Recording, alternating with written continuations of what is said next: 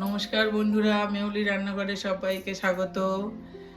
আমি অনেক দিন রান্না দিতে পারিনি, 1 মাস মতো একটু অসুবিধা ছিল। আজকে আমি তৈরি করছি কড়াইশুঁটির খোসা বাটা। আমি 2 কেজি কড়াইশুঁটি নিয়ে এসেছি, সারা বছরের জন্য সংরক্ষণ করে বলে ছাড়িয়ে নিয়েছি।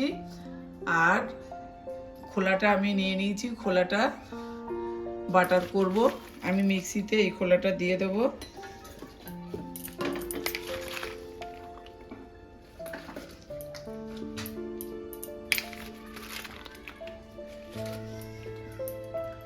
খোসাটা আমি মিক্সিতে দিয়ে দিয়েছি।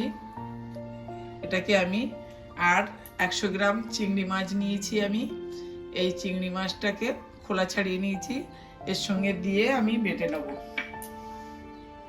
আমি কড়াইশুঁটি আর চিংড়ি আর এর মধ্যে গোটা চারেক কাঁচা লঙ্কা দিয়ে বেটে নিয়েছি।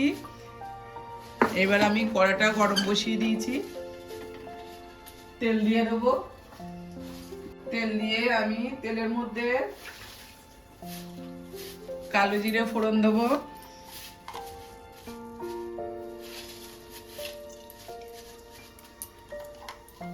হাফ টিস্পুন কালো জিরে ফোড়ন দিলাম।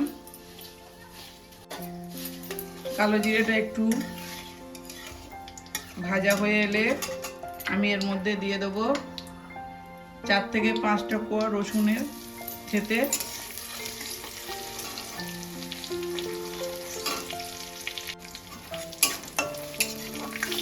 রসুনটা আমার ভাজা ভাজা হয়ে গেছে, আমি দিয়ে দেবো এখানে একটা পেঁয়াজ কুচি, একটা মাঝারি সাইজের পেঁয়াজ কুচি দিয়ে এটাকেও আমি 2 মিনিট নেড়ে নেবো, ভালো করে ভেজে নেবো এটাকে।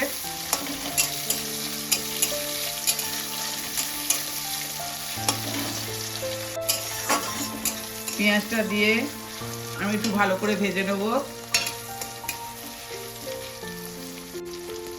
পেঁয়াজটা আমার ভাজা ভাজা হয়ে এসছে। এবার আমি কড়াইশুঁটির খোলা, 100 গ্রাম চিংড়ি আর 4টে কাঁচা লঙ্কা বেটে নিয়েছিলাম মিক্সিতে, আমি এটা দিয়ে দেবো। আপনারা চাইলে শিলেও বেটে নিতে পারেন, যাদের মিক্সি নেই।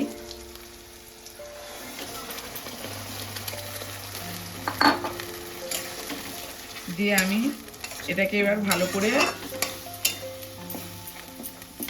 নেড়ে নেড়ে ভেজে নেব।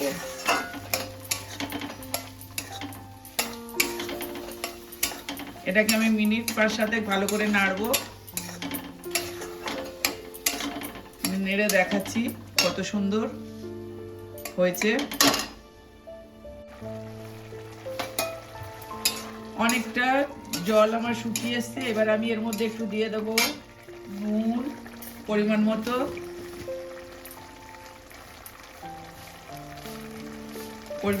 নুন,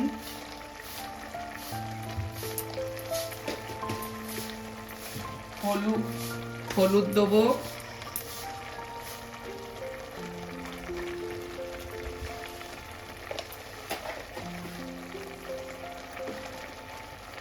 একটু অল্প করে লঙ্কার গুঁড়ো দেবো,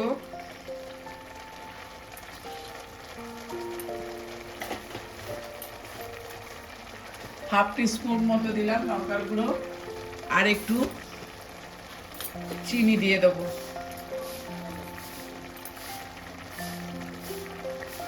এক টিস্পুন মতো চিনি দিয়ে এটাকে আমি আবারও একটু ভালো করে নেড়ে নেড়ে শুকনো করে নেব। কড়াইশুঁটির খোসাটা আমার শুকনো শুকনো হয়ে গেছে, মশলা দেওয়ার পরে একদম শুকনো শুকনো হয়ে গেছে। এবার আমি আরেকটু নেড়ে আর নাবিয়ে নেব।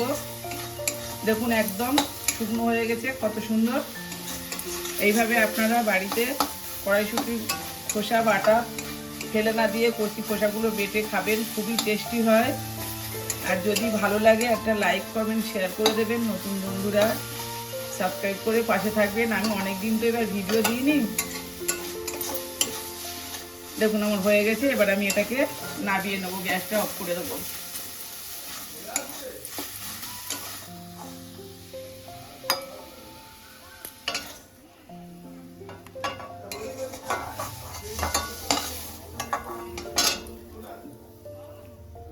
দেখুন কত সুন্দর হয়েছে।